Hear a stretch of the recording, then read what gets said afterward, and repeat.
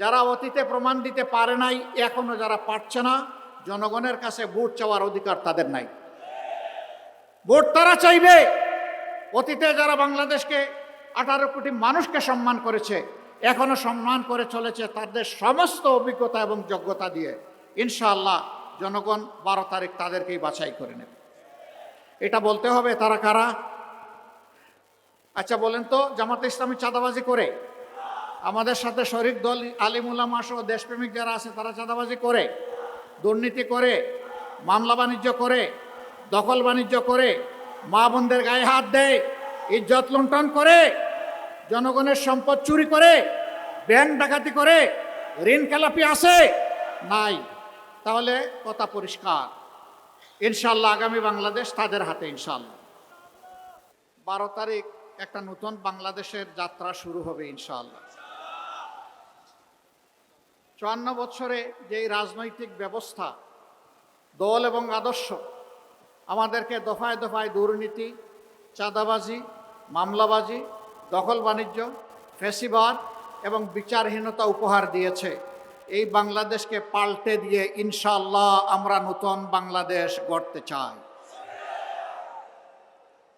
13 তারিখের সূর্য উদিত হবে নতুন বাংলাদেশকে পিঠে নিয়ে ইনশাআল্লাহ।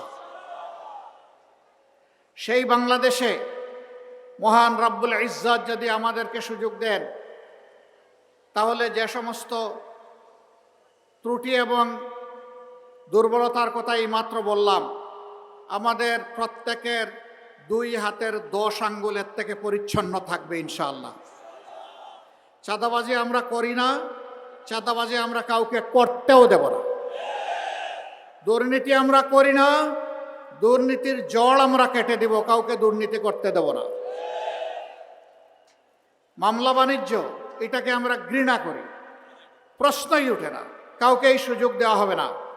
বরঞ্চ অন্যায় মামলা করে কাউকে হ্যারাস করলে তাকেই শাস্তির আওতায় আনা হবে। অনেক সময় নিরীহ মানুষকে মিথ্যা মামলা দিয়ে তার জীবন ধ্বংস করে দেওয়া হয়, তার পরিবার ধ্বংস করে দেওয়া হয়, তার ভবিষ্যৎকে তছনছ করে দেওয়া হয়। ওদেরকে আমরা ছাড় দিয়ে কথা বলবো না। এই বাংলাদেশ থেকে আর কাউকে ব্যাংকের টাকা লুণ্ঠন করে নেতা বনতে দেওয়া হবে না, শেয়ার বাজার লুণ্ঠন করতে দেওয়া হবে না, প্রজেক্টগুলো থেকে চুরি ডাকাতি করে বাংলাদেশের টাকা বিদেশে পাচার করতে দেওয়া হবে না। যে 28 লক্ষ কোটি টাকা চুরি হয়েছে, বিদেশে পাচার করা হয়েছে, আল্লাহ তাআলা আমাদেরকে তৌফিক দিলে মহান আল্লাহ সাহায্যে বিইজনিল্লাহ ওদের মুখের ভিতরে হাত ঢুকাইয়া পেটের ভিতর থেকে বের করে আনবো ইনশাআল্লাহ। সেই টাকা রাষ্ট্রীয় তহবিলে জমা হবে ইনশাআল্লাহ। এই দিয়ে যে এলাকা যত বেশি বঞ্চিত হয়েছে, ও যে এলাকাকে যত বেশি নির্যাতিত করা হয়েছে, সেই এলাকা থেকে ইনশাআল্লাহ আমাদের উন্নয়নের যাত্রা শুরু হবে। এখানে মামু খালুর কোনো টেলিফোন চলবে না, এখানে প্রধানমন্ত্রী এবং প্রেসিডেন্টের বাড়ি কোথায় এটা দেখা হবে না। এখানে ন্যায্যতার ভিত্তিতে জনগণের পাওনা নির্ধারণ করা হবে ইনশাআল্লাহ। আপনারা সেই বাংলাদেশ চান? আপনারা ওই বিচার ব্যবস্থা চান যেই বিচার ব্যবস্থা একজন সাধারণ মানুষ যে অপরাধ করলে তাকে বিচারের আওতায় এনে শাস্তি দেওয়া হবে? একই অপরাধ যদি দেশের প্রধানমন্ত্রী কিংবা প্রেসিডেন্ট করে থাকেন, তাদেরকেও ছাড় দিয়ে কথা বলা হবে না, একই বিচারের আওতায় আনা হবে।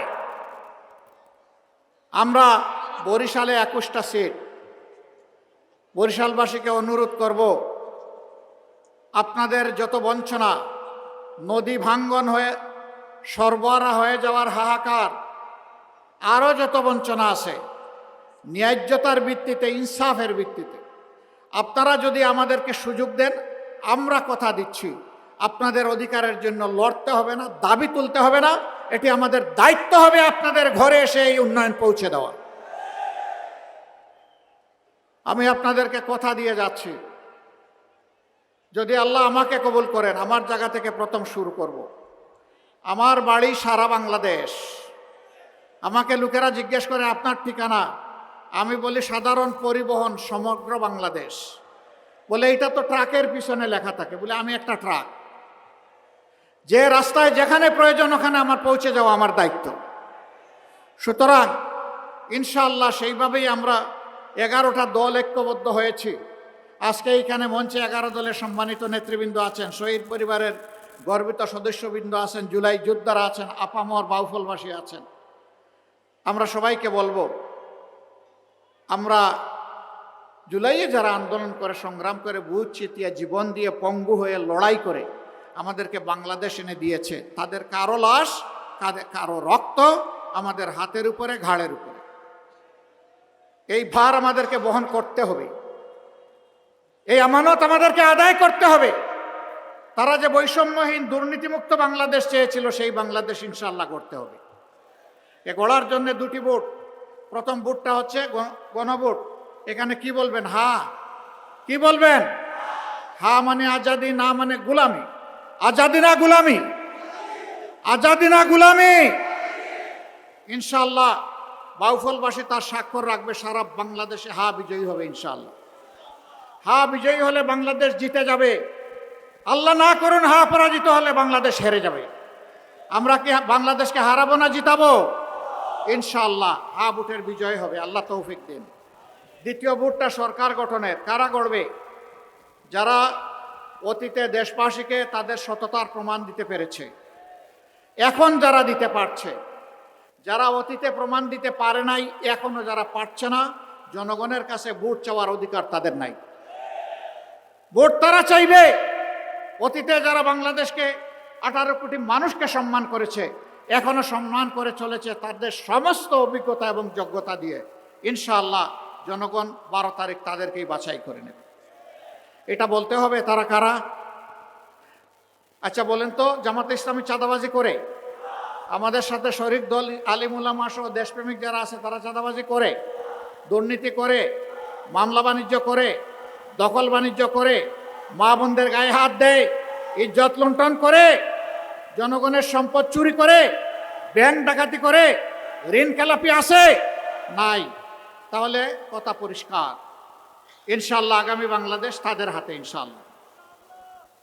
এখন আমি এক এক করে পটুয়াখালীর 4টি আসন এবং বরগুনার একজন ভাই এখানে এসেছেন, 5টি আসনে জনগণের পক্ষ থেকে 11 দলের পক্ষ থেকে তাদের হাতে ইনশাআল্লাহ প্রতীক তুলে দেব।